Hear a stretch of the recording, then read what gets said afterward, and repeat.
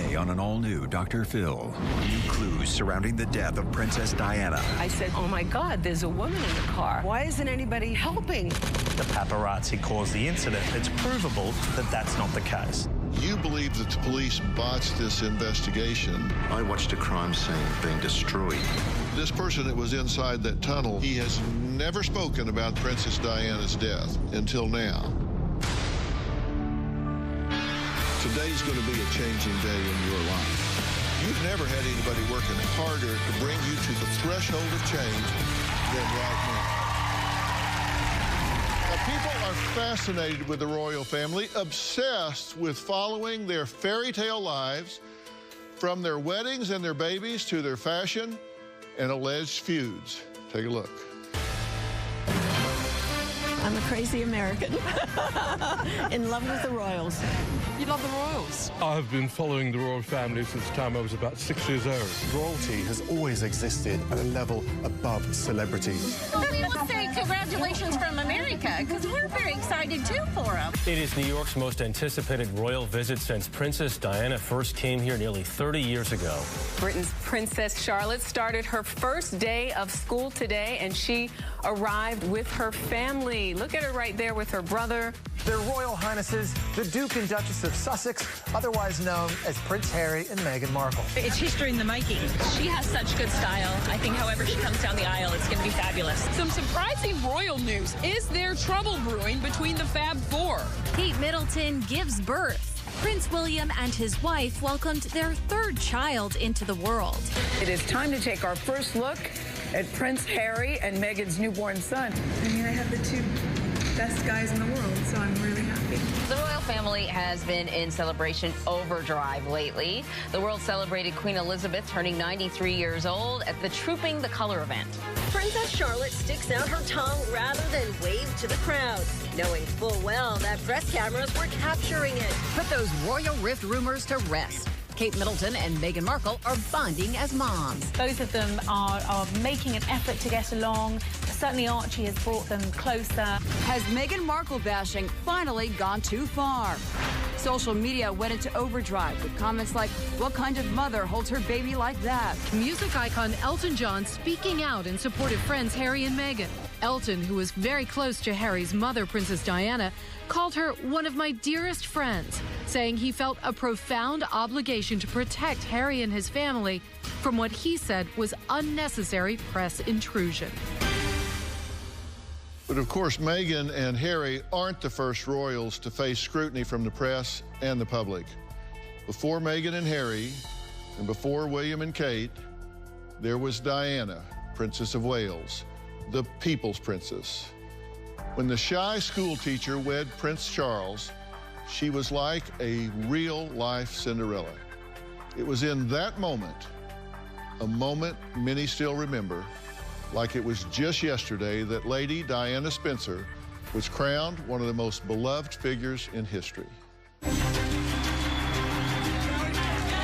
most famous and photographed woman in the world. A princess with style and substance. A loving mother. Diana was absolutely born to be a mother. A passionate advocate. Really trying to highlight a problem that's going on all around the world.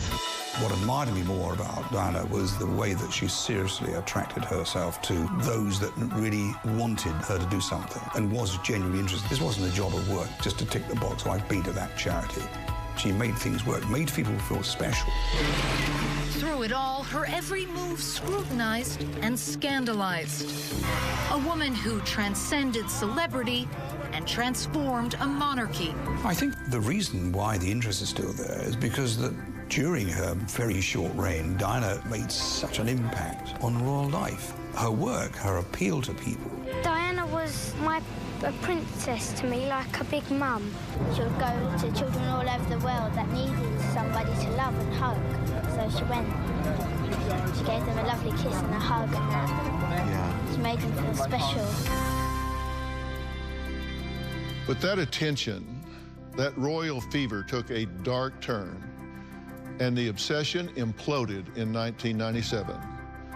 The facade of Princess Diana's seemingly picture-perfect life crashed, and ultimately her life ended in a terrible tragedy. Their wedding 11 years ago captivated the entire world. Now, Charles and Diana are going their separate ways.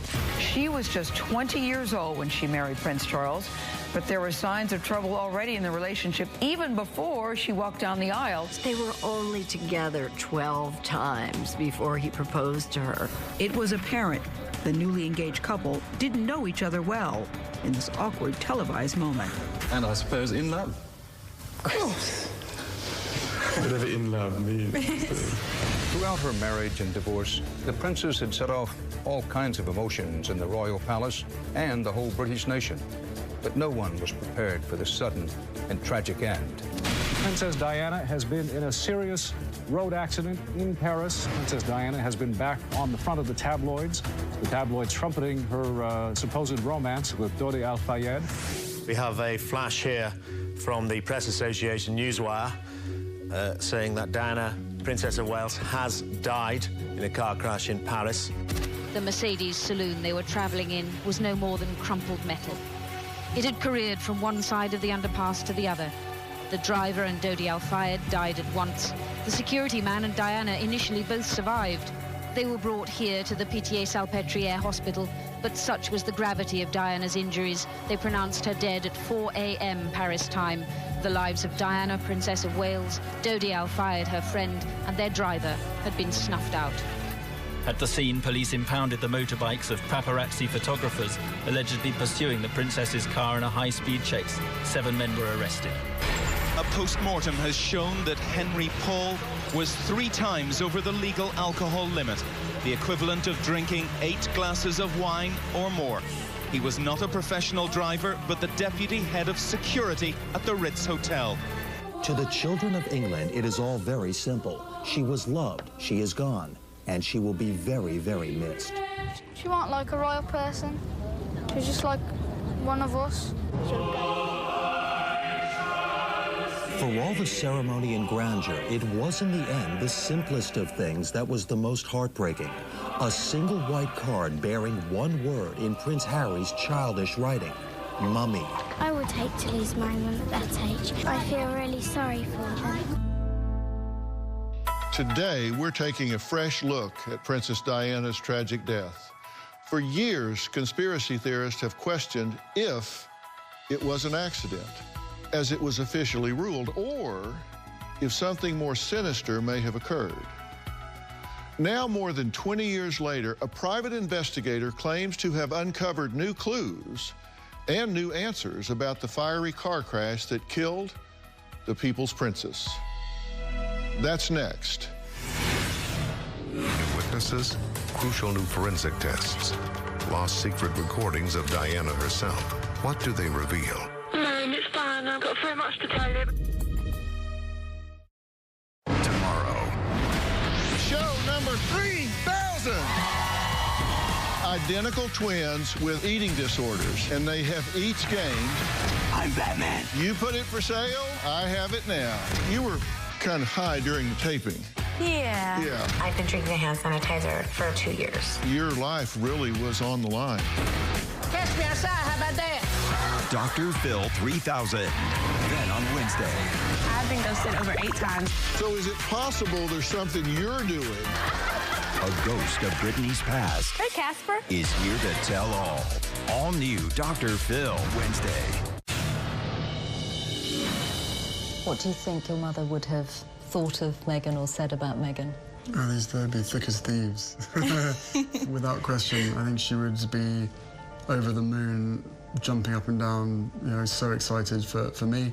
But then, as I said, would have probably been best friends with Meghan. So no, it is days like today when I really miss having her around and miss being able to share the happy news. But you know, with the ring and with everything else that's going on, I'm sure she's with us. I'm sure she's with us. Yeah, you know, jumping up and down somewhere else. Well, Princess Diana never got to meet Meghan Markle or Kate Middleton or any of her grandchildren after the fiery crash that killed her in Paris over 20 years ago. Today, a new podcast revisits Princess Diana's tragic death. More than 2 decades after the accident, fatal voyage, Diana case solved, sent a team back to Paris to reinvestigate. They claim to have shocking new interviews and information that they believe shines a light on one of the most devastating losses of all time. Take a listen. Diana, the world's most photographed woman. 22 years later, the events surrounding her death are still shrouded in questions.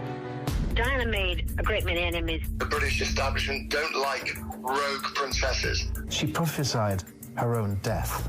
And for the first time in 22 years, this whodunit search tracks down and confronts the one man who will blow the case wide open. The most important person in this investigation is a man that was driving a white Fiat. In this groundbreaking 12-episode podcast event, homicide cop McLaren sets out to answer definitively the only question that matters today. What really happened to Diana that fateful night? Well, Dylan Howard is the host of Fatal Voyage, Diana Case Solved, which premiered on September 3rd. Now, his book, Diana Case Solved, the definitive account that proves what really happened, by Dylan Howard and Detective Colin McLaren. So he's all over this. Dylan Howard joins me now. Thank you for being here. Thank you for having me, Dr. Phil. You and I have done a show working on a murder mystery before, and I've learned that you really dig into the facts of these untimely deaths, and you've really done that here 2 decades after the fact, right? Well, I think everybody remembers where they were that moment that they heard the news about Princess Diana. At that time, I was 15 years old, living in Australia, which is a member of the monarchy, and I was fascinated by how this could have occurred. One of the most interesting things about this case, though, remains the question about whether or not the paparazzi was involved. If I was to ask anyone in the audience today, they would all say probably that the paparazzi caused the incident.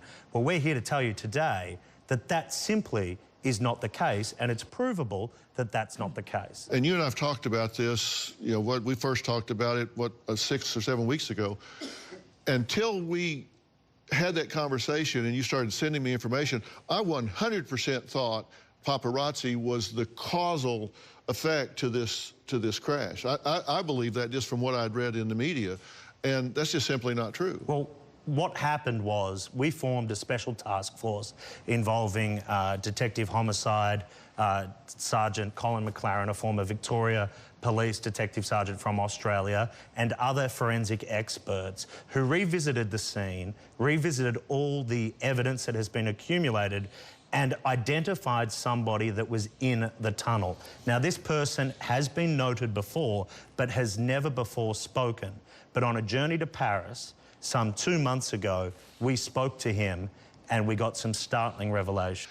And this person that was inside that tunnel has never spoken before. Never before spoken in 22 years. People have criticized the response time as well. Why was the response time so slow to getting to her and getting her help? Slow and fast. Think today, if the President of the United States, whomever that may well be, was involved in a car accident in a tunnel, do you think that that crime scene would be swept and opened back to the public and vehicles within hours? That's what occurred with this particular car crash. It was a botched investigation from day one, as we will uncover. Well, coming up, we're going to talk to the investigator who arrived at the scene after Diana died. He says he found shocking clues that he believed the French police missed. We're going to talk about that next.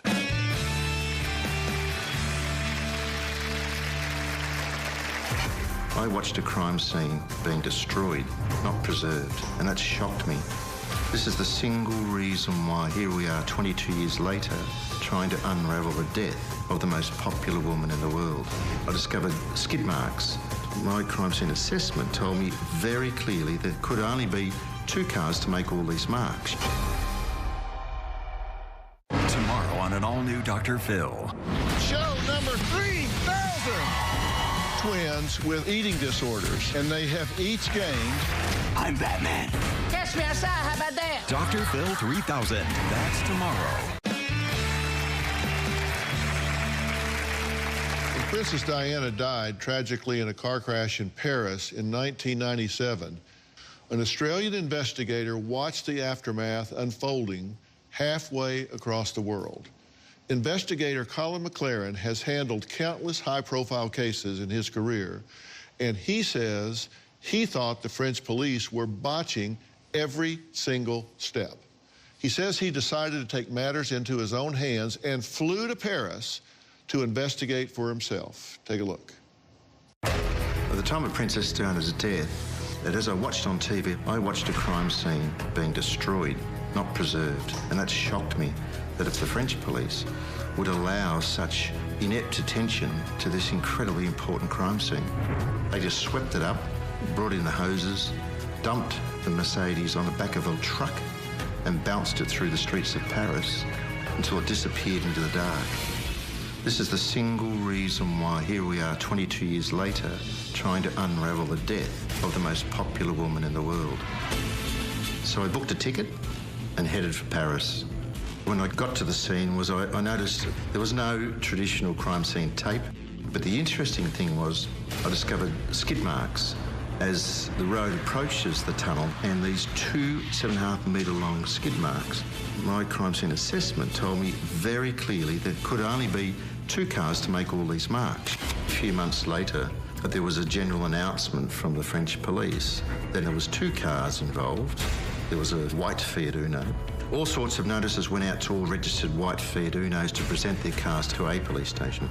A man presented his car to a police station in Paris and showed the papers, and the police went out to inspect it. It wasn't white. It had been resprayed bright red. And they discovered it had been resprayed just after the accident. And the spray job was sloppy at best, and it's the worst paint job you've ever seen. The driver admitted in a signed statement to police that he replaced his rear rubber bumpers. And if you look at the wall on the roadway leading to the tunnel, black rubber bumper residue at that point.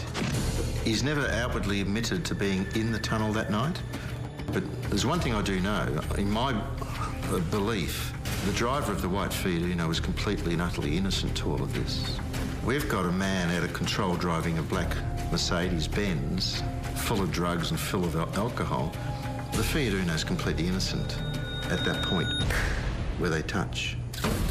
What happens after is open to opinion as to why he didn't stop and render assistance.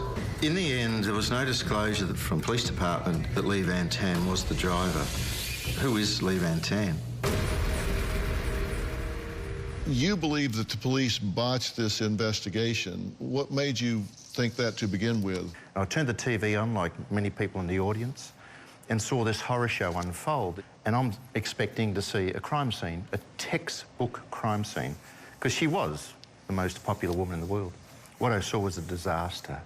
And I thought, this is what you lecture to detectives what not to do. And how fast do you think the car was going when it hit the bridge abutment? It was just over 100 miles an hour. And being 3 times over the limit and going 100 miles an hour, that makes it a crime scene, because now you're talking about negligent homicide, vehicular manslaughter. There's all kinds of things that they would have to consider that would cause them to want to protect this crime scene, no matter who the victim was. You sketched a diagram that you say depicts what happened. The blue one is the white Fiat Uno. Okay. You can see on the left there's a tunnel. Obviously, he's going to go into that tunnel. But of course, as he comes onto the busy roadway, along the road comes at 105, 106 miles per hour, this hurtling Mercedes driven by a drunken Henri Paul carrying Lady Diana. He's come up to that merge lane and obviously saw and must have glimpsed the white Fiat, hit the skids, 7+ yards long, and at that point they've kissed both cars. Both cars have gone in different directions, and one's taken off, and the Fiat Uno has staggered through the tunnel and come out the other end. But of course, the Mercedes-Benz with Diana did not.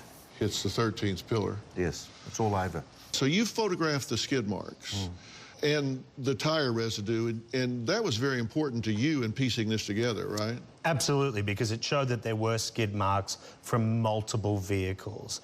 And what causes a skid mark? Someone excessively braking at sharp speed. Panic stop. Panic stop. But if you see those skid marks, they're 78 metres before the tunnel entrance. And on the right-hand side, there is a little small merge lane which feeds traffic, slow-moving traffic, into this faster-moving roadway. Now, the position of those skid marks is very important because the French final report says that the accident and the collision of these two vehicles happened in the tunnel. They're 78 yards away from the truth. They're miles away from understanding what really went on. And if the paparazzi was behind the Mercedes at that time, why is the Mercedes braking so far before the tunnel? It makes no sense at all. There's another graphic here that shows this residue on the side. What is this rubber residue, which is tyre residue, doing so high up the road? This is tyre residue. Tyre residue. So this belongs to the Mercedes. So it had conflict with the white Fiat Uno. The white Fiat Uno forced the Mercedes airborne, and the Mercedes collided with the concrete capping. All right, coming up, an expert analyzes the Mercedes that carried Diana to her death. He says he was able to recreate exactly what the princess experienced in the final moments of her life. That's next.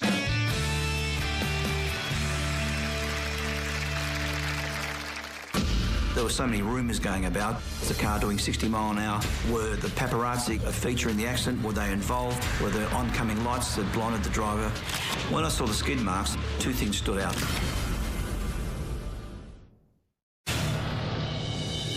What if it was an accident? It was not an accident because the person who is driving the car, he was working for me, and I discovered, and this is very certain from a very important member of MI6, that Henry Paul was on the payroll. Is a matter of principle. It's a matter of how can is a child being taken away from you, right? It's not God wish, you can't. Whatever, if I lose everything, right?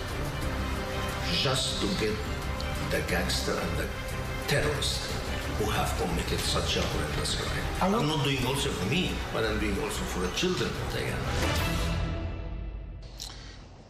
Well, that was Mohammed Al-Fayed, Dodi's father. Now, there have been thousands of conspiracy theories surrounding Princess Diana's death. In fact, there were so many that in 2004, Scotland Yard opened an inquest called Operation Paget, spearheaded by then Metropolitan Police Commissioner Lord Stevens, to investigate the theories. In 2008, they determined her death was an accident. But for some, that was not enough. One expert says he knows what really caused the crash. He says he can put all this to rest. Take a look. In 1997, I got a call from Colin McLaren with respect to ABS systems on automotive vehicles. Colin wanted some recommendations on what I thought the vehicle was travelling at based on skid marks that he'd photographed. There were so many rumours going about. The car doing 60 mile an hour. Were the paparazzi a feature in the accident? Were they involved? Were there oncoming lights that blinded the driver? When I saw the skid marks, two things stood out. One, that they were quite long, which means the vehicle was speeding, way in excess of 60 mile an hour to me. And two, that it hit something else because the waiver and skid mark towards the end on the right-hand side. And thirdly, the photo of the car after hitting Pier 13 suggested it was a great deal faster than 60 mile an hour. In actual fact, the car was doing 100 miles an hour. The conspiracy theories, as I call them, were all basically rubbish. It was a very simple accident. Speed, collision, bouncing off the embankment and pillar 13. Just as simple as that. I suppose the real crimes were the fact that the driver shouldn't have been driving and they weren't wearing their seatbelts. Your analysis found the car was traveling at least twice as fast as it was reported to be traveling, right? Yes, exactly. Due to the length of the skid marks and knowing how the anti-lock brake system works, you can calculate the approximate speed of the vehicle at the time, and it's somewhere between 101 and 106 mile an hour. Vincent Messina says he was able to recreate exactly what happened to the Mercedes-Benz carrying Princess Diana in the moments before the fatal crash. Let's take a look. Here, the car's already locked its brakes, trying to avoid the accident, and it's clipped a Fiat Uno on the way into the tunnel. The speed it was doing, it made it very easy for the car to become airborne. It hit the capping and then ricocheted off, went directly into pillar 13. initially, the Mercedes contacts the Fiat in its left rear quarter panel. That's right. Okay, and that starts both of them. They lose their traction at that point. Correct. And that car goes airborne, how far do you think? 20 feet. And when it comes down, it's out of control. For sure, yeah, certainly. Yeah. It's out of control with an out-of-control drunk driver. Yeah, and Dodi's father claimed that Diana was pregnant, planning to marry his son, and may have been murdered by the British establishment. Well, as far as the pregnancy is concerned, I can tell the audience today that's a load of rubbish. It sells a lot of newspapers, but it simply is not true, and I spent years investigating this. As far as the engagement is concerned, I'm sad to say that that wasn't true either, because I went to the jeweller that the tabloids said the ring came from and spoke to the jeweller himself, and he said there was no engagement ring at all. Were they wearing seatbelts? Only one. The bodyguard, Rhys Jones, was wearing a seatbelt. The other three were not. The only survivor of the accident. What were the G-forces when you impact an immovable object at 106 miles an hour? The delta has to be dramatic. Yeah, between 6 to 7 Gs minimum, depending on the initial impact. But remembering that she hit the capping first would mean that she was already thrown out of her seat onto the rear right passenger window. Because she rattled around the car like a dice in a cup. Yeah. Coming up, 2 witnesses say they were some of the very last people to see Princess Diana alive after the crash. They are here, and they say they saw something that night that has haunted them for decades. That's next.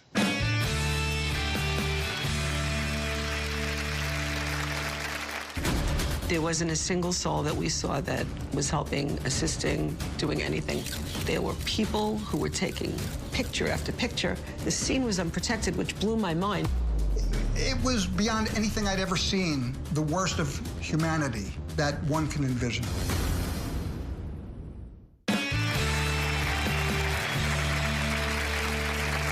On the night of Princess Diana's death, the paparazzi chased the car she was in as it sped through the streets of Paris.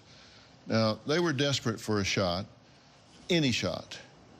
After all, the first photo of Diana kissing Dodi had been a huge payday and had sparked a worldwide frenzy. Now, 2 witnesses say they saw the chaos in the aftermath firsthand. Take a look. My husband Jack, my son, and I were vacationing in Paris. We were in a taxi coming back from the Eiffel Tower. When we entered the tunnel, we saw a couple of very formal, dark-looking cars, which I thought was odd because they were definitely parked. One was kind of on an angle, and then my eyes went to the crashed car. I then began to focus on blinding flashing lights and motorcycles.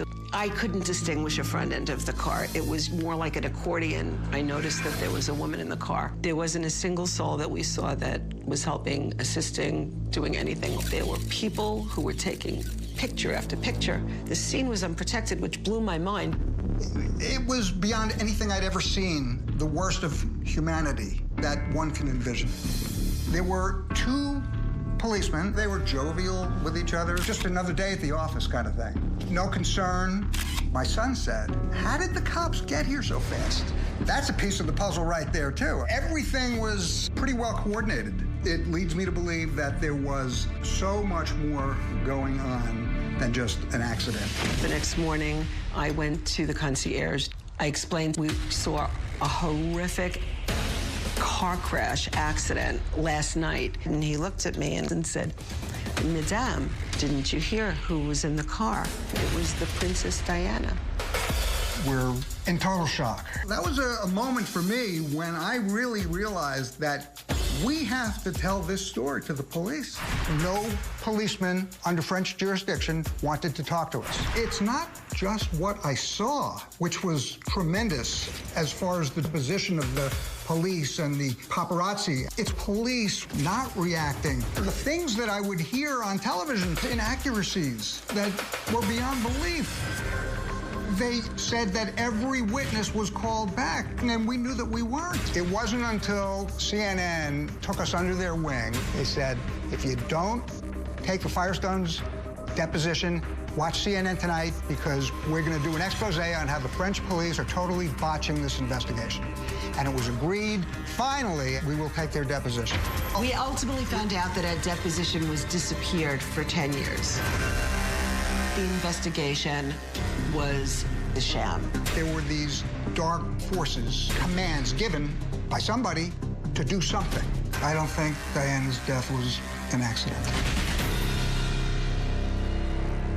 Okay, before I talk to Jack and Robin, why do you think they were not talking to them? Why do you think the French police were wiring around them, Dylan? Well, from day one, the French police did not take this investigation as serious as you would expect American law enforcement or law enforcement all around the world would. And the Firestones are an example of how botched this particular probe was.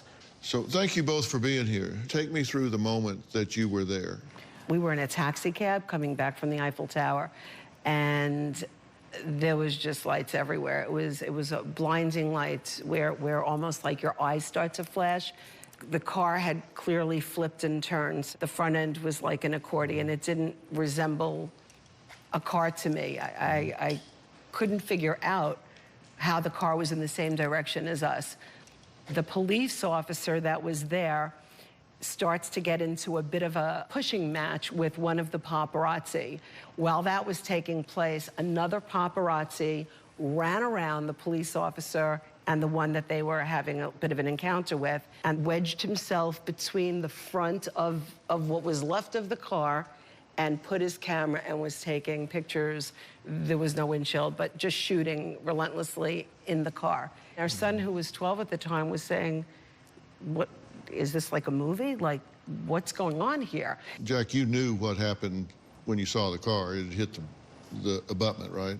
Well, like Robin, I had my own silent theory of thinking, is it possible that somehow this smashed car on the opposite lane from which we were traveling somehow was able to get in between the pillars? It just seemed an impossibility in terms of how that Mercedes ended up as far as it was skewed opposite to the way it should have been going. But it was so mangled up, you couldn't see inside. You didn't know if there were bodies still inside the car.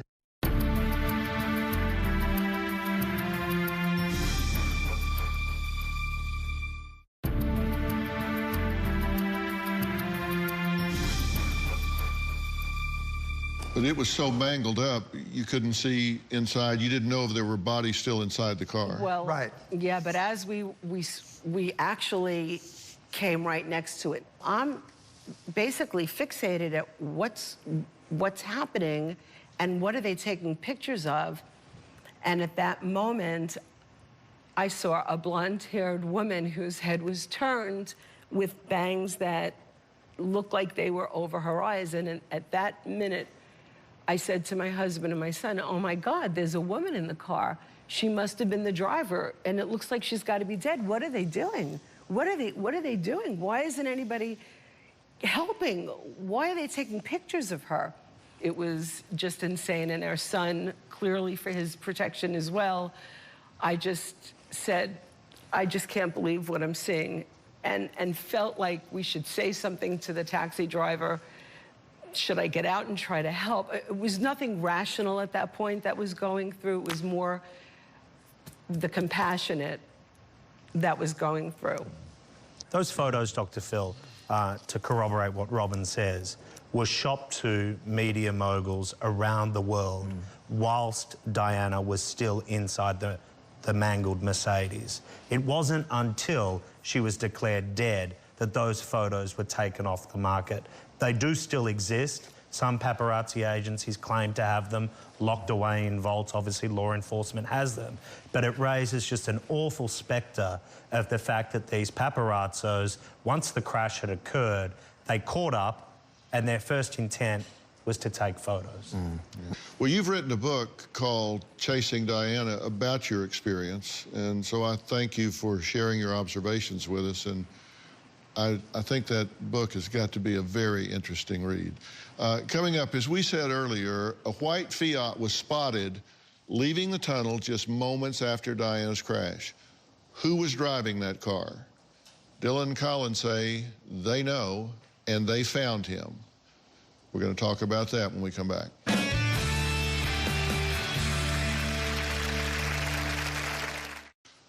On the night of Princess Diana's death, a white car was seen exiting the tunnel immediately after the crash. It was long thought to be driven by a photographer by the name of James Anderson, who later killed himself. But police did find another suspected driver, a man named Lee Van Than. His own father claimed that on the night of Diana's death, his son spray-painted his white car red. Now, Lee Van Than has always refused to be interviewed by British police, but he did speak to Dylan and Colin when they tracked him down in France. He has never spoken about the incident until now. Take a look at this footage of them questioning him through his gate. We are by Lee Van Than's house. We are getting to his gate, which is there. This one right here. You know what the French police told me? It's not the same law as in France. Don't go there. Don't go there, he told me. It is not, it's the police, which means they don't agree with each other, in other words.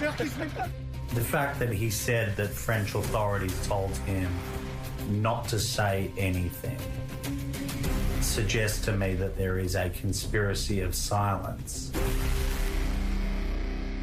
Okay, he's telling you the police said, don't talk about this. Absolutely. He told us point blank that he was told by authorities not to talk about what took place that night, which begs the question, if someone's in receipt of critical information, why is law enforcement telling him to keep it zipped and not shed any light on what took place? Well, we're out of time. We could talk about this all day. I want to thank all my guests today. Dylan Howard, Colin McLaren, Vincent Messina, and Firestones, thank you guys very much. The podcast Fatal Voyage, Diana Case Solved, premiered on September 3rd. Be sure to check it out. It is fascinating. I've been into this for several weeks. If you are interested in podcasts about mysteries and crimes, you can check out my Mysteries and Murders Analysis by Dr. Phil podcast. The very successful CBS primetime drama Bull is launching its 4th season tonight. And in case you haven't heard, it's based on me. It's actually based on my previous career as a trial science specialist. The handsome and talented actor Michael Weatherly plays Dr. Jason Bull. He's also charming and likes to be in complete control. Again, based on me. It's season 4. Dr. Bull, as usual, faces many challenges, including with the people who work with him. His top attorney, Benny, quit last season, and Bull wants him back. Here's a little peek of season 4. Didn't I see that guy on the cover of Slip and Sue magazine? What are you doing? Earning a living. What are you doing? Seeing what it would take to get you back. Truthfully, I don't think you're capable of doing what it would take. I'll do anything. No, you're not hearing me. I didn't say you wouldn't want to. I said I didn't think you could. Name it. Respect me. Show me some respect. Done.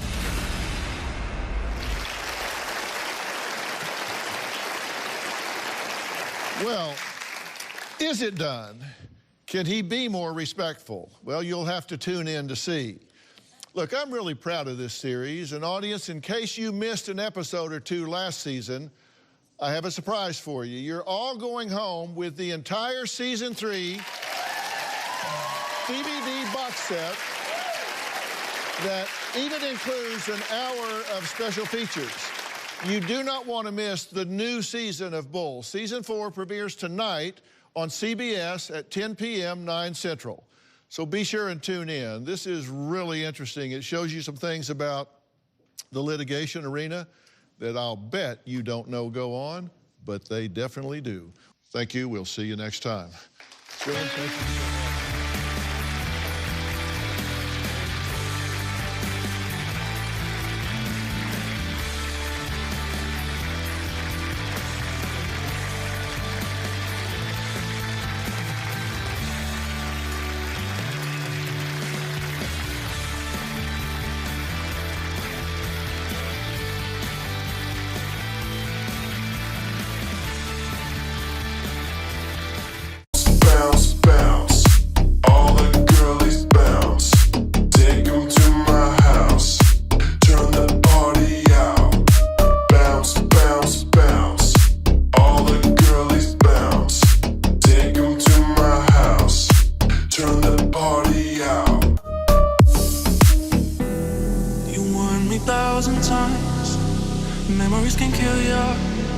but I didn't hear ya.